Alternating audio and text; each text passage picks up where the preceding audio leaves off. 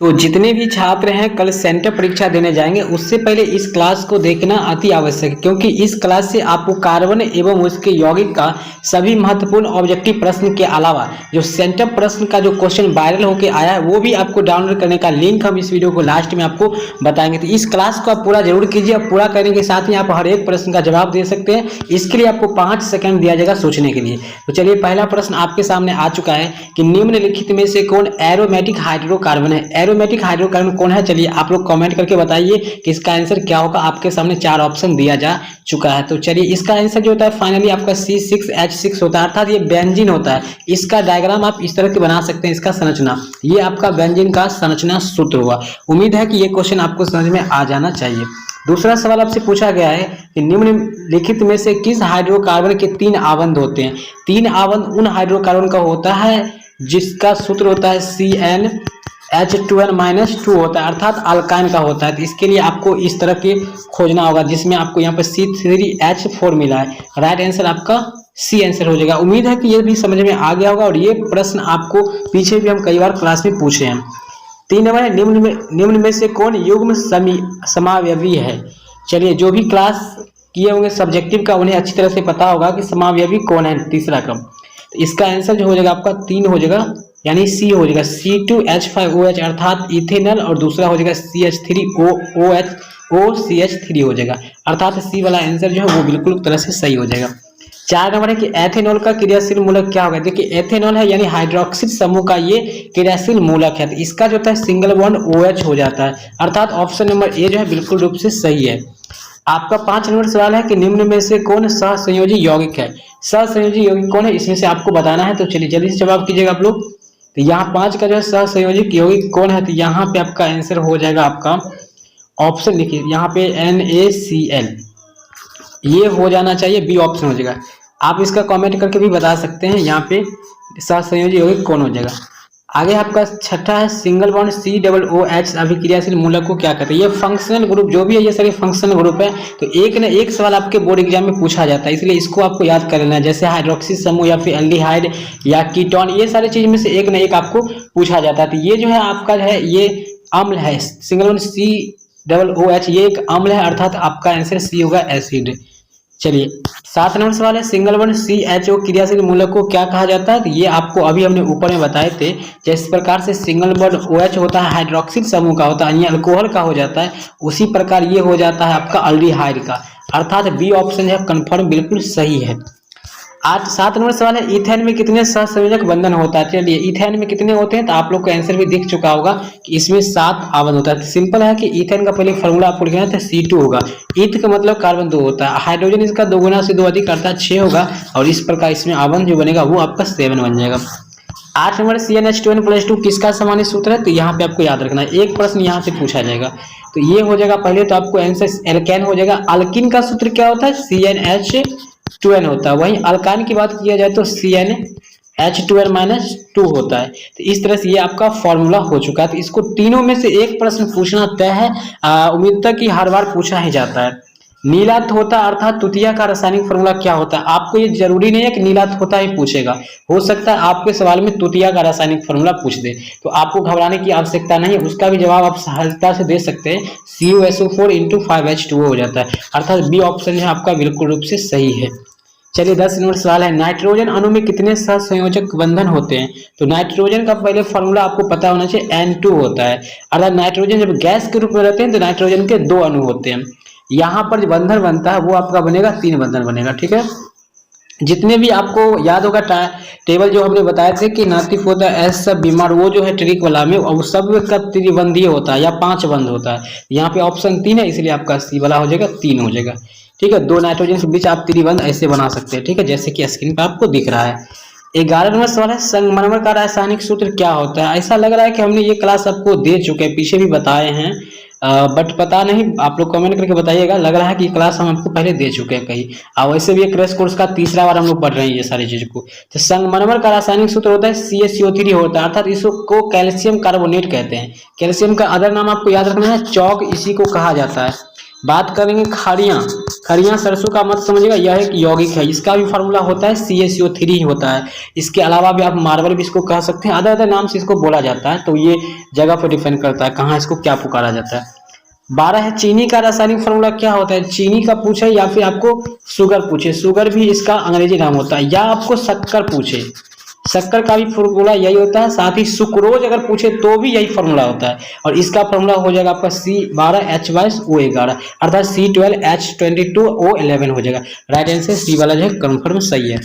13 number सवाल है sodium carbonate का अणुसूत्र क्या होता है, इसको जो है अभी का मतलब डिटर्जेंट के रूप में यूज किया जाता है, सोडियम कार्बोनेट Na2CO3 हो जाएगा। Right answer option number A हो जाएगा 13 का। चलिए 14 नंबर सवाल की ओर बढ़ेंगे हम लोग। 14 नंबर सवाल की ओर कार्बोनिल समूह को सूचित किया जाता है, कार्बोनिल जो होता है ये कीटोन के शायद अंतर्गत आ जाता है, तो इसका जो फॉर्मूला हो जाएगा वो सिंगल बॉन्ड CO वाला हो जाएगा, ठीक है CO। Right answer option number सी।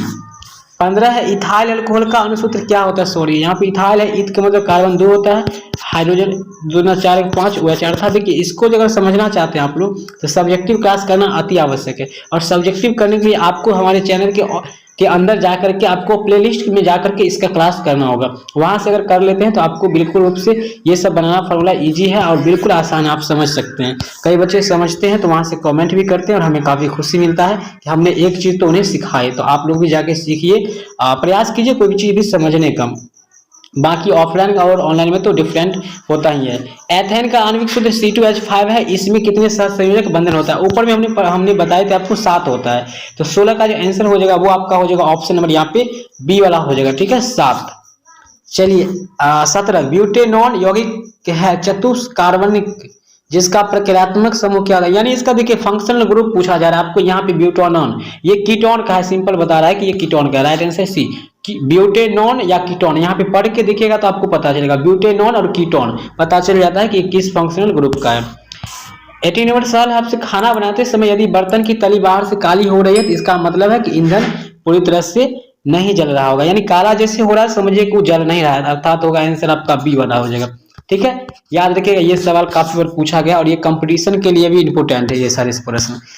सरलतम हाइड्रोकार्बन क्या है, ये देखिए ये कई बार पूछा गया है कंपटीशन एग्जाम में, आपको बात करें 2017 के RRB में भी पूछा गया था ये प्रश्न, और 7वां से वहां पे प्रश्न पूछा गया था मानव शरीर का सबसे बड़ी ग्रंथि क्या है, तो ये प्रश्न उसमें ये भी था, सरलतम हाइड्रोकार्बन का फॉर्मूला क्या होता है, तो वहां पे था मार्स गैस था, और पता होना चाहिए मीथेन को ही मार्स गैस कहते हैं, और मीथेन का फॉर्मूला होता है CH4 होता है, इसको डैम्फायर भी कहा जाता है, अदर नाम आपको याद रखना होगा क्योंकि प्रश्न आपको 10th और 12th लेवल से ही पूछा जाता है, लेकिन परीक्षा में आपको मतलब बहुत ज्यादा प्रॉब्लम हो जाता है, आप नंबर जाते हैं और परीक्षा में बना नहीं पाते हैं। 20 नंबर है कार्बन हाइड्रोजन से संयोग कर क्या बनाता है, अब ये पढ़ लीजिए खुद, कार्बन हाइड्रोजन से संयोग कर क्या बनाता है, यानी कार्बन हाइड्रोजन यानी कार्बनिक यौगिक, हाइड्रोकार्बन, हाइड्रो मतलब हाइड्रोजन, कार्बन मतलब कार्बन, था हाइड्रोकार्बन, बी ऑप्शन हो जाएगा आपका। 21 है वायुमंडल में कार्बन डाइऑक्साइड की उपस्थिति कितनी है, ये प्रश्न तो आपको कहीं न कहीं याद रखना ही चाहिए कि कार्बन डाइऑक्साइड इस वातावरण में कितना परसेंटेज है, अभी फिलहाल बढ़ चुका है लेकिन अपडेट नहीं आया है, पिछले अपडेट के अनुसार 0.03% हो जाएगा, यानी 0.03%, फंसा के पूछा जाएगा इसलिए आप ध्यान रखिएगा। न्यू अपडेट होकर आया है 0.04% भी कहीं कहीं देखा गया, जैसे उदाहरण के लिए आप दिल्ली शहर को ले सकते हैं जहाँ पे बहुत ज्यादा ही मतलब कार्बन डाइऑक्साइड वहां पे मिलता है। चलिए 22 नंबर सल्फ्यूरिक अम्ल का अणुसूत्र क्या होता है, सल्फ्यूरिक अम्ल या इसी को हम लोग कहते हैं बैटरिक अम्ल, पहले जमाने में बैटरिक आप जानते होंगे जिसमें एसिड भरा रहता था, जिस पर आप सिनेमा देखते होंगे, ये सारी चीज याद होगा, आप नहीं तो आपके भैया लोग देखे होंगे। तो बैटरिक अम्ल का जो फॉर्मूला होता है H2SO4 होता है, अर्थात सल्फ्यूरिक अम्ल को ही बैटरिक अम्ल कहते हैं, बी ऑप्शन हो जाएगा करेक्ट आंसर। 23 नंबर है कार्बोक्सिल एसिड समूह कौन है, कार्बोक्सिल समूह ऊपर में हमने बताया था जिसमें अम्ल था, सिंगल वन COOH हो जाएगा, right answer option number B हो जाएगा। 24 नंबर सवाल है आपसे, इथोलिन में कार्बन कार्बन के बीच 2 आबंध मौजूद होता है जिनमें वो हो, यहाँ पे देखिए इथेलिन होगा तो इथोलिन दे दिया है, ठीक है, बट आप यहाँ पे समझ लीजिए इसमें पूछा गया कि बीच 2 आबंध मौजूद होते हैं, यानी सिग्मा बॉन्ड कहता है कितने सिग्मा बॉन्ड होगा, यहाँ पे 2 हो जाएगा, यहाँ पे दोनों सिग्मा आबंध ही बनेगा, बी ऑप्शन कंफर्म सही हो जाएगा। चलिए 25 नंबर सवाल है, हेलोजन परिवार का सदस्य कौन है, देखिए हेलोजन परिवार का अगर याद रखना है तो आपको याद रखना है फिर कल बारात आई लखीसराय, ठीक है, यानी फ्लोरीन क्लोरीन ब्रोमीन आयोडीन एस्टेटिन, इस चीज को आपको याद रखना है, और इसमें से जो भी ऑप्शन में आपको दिख जाएगा वही आपका हो जाएगा हेलोजन परिवार, इट मींस यहाँ पर सी क्लोरीन जो है ऑप्शन में है, समझ में नहीं आया फिर से यहाँ पे लिख देते हैं समझ लीजिए। देखिए एफ मतलब फ्लोरीन होता है, क्लोरीन ब्रोमीन होता है, आई मतलब आयोडीन होता है, एटी मतलब होता है स्टेटिन होता है। तो फ्लोरीन यहाँ पर नहीं है, ये भी हेलोजन परिवार है। क्लोरीन यहाँ पर है तो क्लोरीन वाला हो जाएगा सी आंसर। अब तो आपको समझ में आ जाना चाहिए। 26 है सीएनजी का मुख्य घटक क्या है। सीएनजी देखिए कंप्रेस्ड नेचुरल गैस होता है, इसका फुल फॉर्म होता है। समझ में नहीं आता होगा बट आप सर्च कर लीजिएगा क्योंकि अधिक टाइम हम दे नहीं पाएंगे यहाँ पे। तो सीएनजी का मुख्य घटक जो होता है वो होता है आपका ब्यूटेन हो जाएगा। कहीं पे ऑप्शन दिख नहीं रहा है, हाँ चलिए इंग्लिश में दिया ऑप्शन नंबर डी ब्यूटेन, जिसका फॉर्मूला होता है आपको याद रखना ब्यूटेन का होता है कार्बन 4 होता है, हाइड्रोजन 10 होता है। इसका फॉर्मूला हो जाता है केमिकल फॉर्मूला।